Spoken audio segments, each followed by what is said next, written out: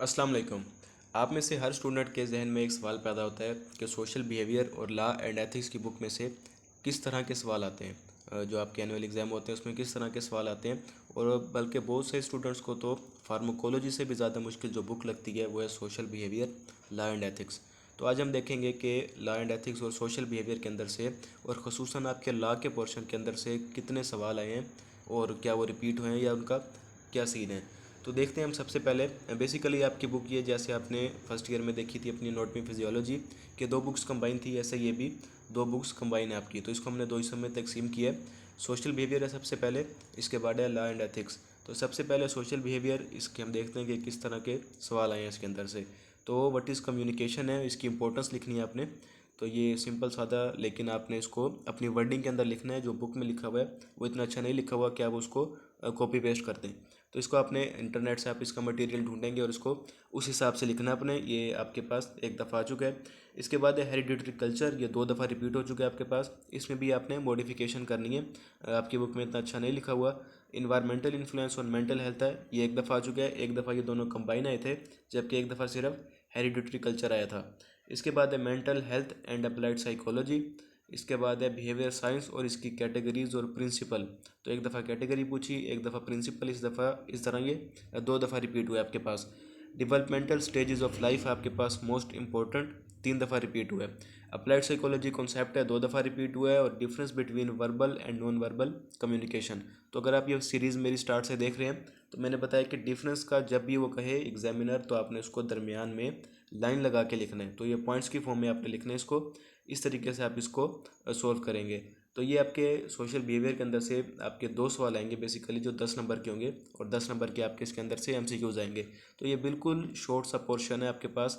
आप देखेंगे सिर्फ 2 से 3 चैप्टर हैं आपके पास। और उसके अंदर भी सबसे ज़्यादा जो कंटेंट है वो आपका फर्स्ट चैप्टर के अंदर से आया हुआ है। तो अगर आप ऐसे स्टूडेंट हैं जिसने बिल्कुल नहीं पढ़ा और वो अभी चाहता है कि वो सिलेक्टिव स्टडी करे, तो आप अपने फर्स्ट चैप्टर के ऊपर ज़्यादा फोकस रखेंगे। जबकि वो स्टूडेंट जो कॉलेज गए हैं, जिनकी तैयारी अच्छी है, तो वो उसको कंप्लीट ही पढ़ेंगे, लेकिन अपने फर्स्ट चैप्टर के ऊपर आपने ज़्यादा फोकस रखना है। तो ये हमारी सोशल कंप्लीट हुई। अब हम देखते हैं कि हमारे लॉ के पोर्शन के अंदर से कितनी तरह के सवाल आए हैं। तो ये हमारे पास लॉ एंड एथिक्स की बुक।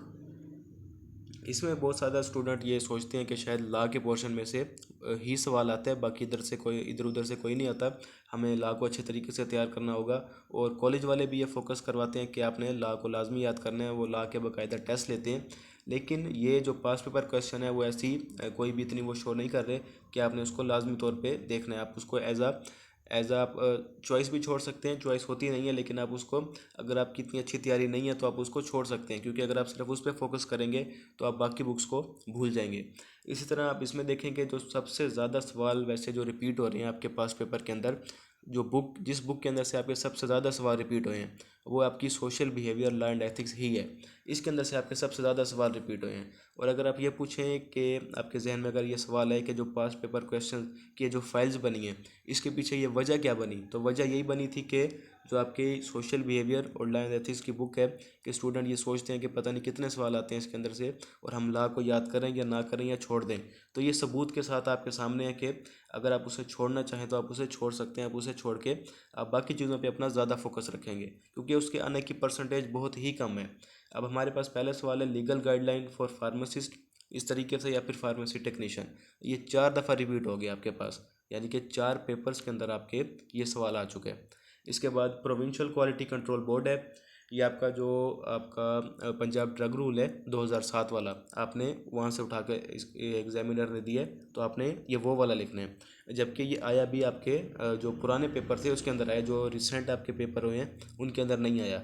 सेल्स मैनेजमेंट है, ये आपका 2 दफ़ा रिपीट हो चुका है। Ethical code for health care या फिर code of ethics for pharmacist 3 दफ़ा रिपीट हुआ है। रिस्क मैनेजमेंट प्लान आपका 3 दफ़ा रिपीट हुआ है। इसके बाद है ड्यूटीज़ ऑफ इंस्पेक्टर, ये भी आपका पंजाब ड्रग रूल जो है ये वहीं से आया आपका। और इसके बाद है स्ट्रक्चर ऑफ फार्मेसी लॉ, ये आपका स्टार्ट जो है आपका लॉ का चैप्टर, लॉ की बुक जहाँ से स्टार्ट हो रही है ये वहीं से आपने एग्जामिनर ने उठाया है। तो ये सिंपल सादा आपके पास लॉ का आपको निचोड़ मिल गया कि क्या चीज़ करनी है आपने उसका पहला चैप्टर, आप उसकी तमाम डेफिनेशंस कर लेंगे, जो एक्सपायरी की और प्रेगनेंसी और नारकोटिक्स और इस तरीके से।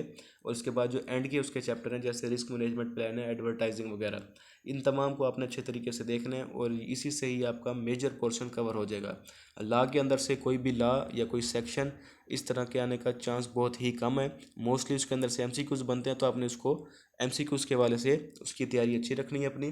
तो अगर आप उसके मुतालिक हेल्पिंग मटेरियल बाय करना चाहें, ये तमाम जो आपके पास हमने पास पेपर क्वेश्चन आपके साथ शेयर किए, इनकी सॉल्व फॉर्म और इसके अलावा इनकी जो आपके पास है एमसीक्यूज की 100% करेक्ट आंसर के साथ, क्योंकि सबसे ज़्यादा जो एमसीक्यूज दिए हुए हैं आपकी लॉ एंड एथिक्स की बुक में से, जो मार्केट से आप बुक परचेज़ करते हैं उसके अंदर सबसे ज़्यादा जो एमसीक्यूज हैं वो लॉ एंड एथिक्स की बुक में से हैं और सबसे ज़्यादा वही गलत हैं।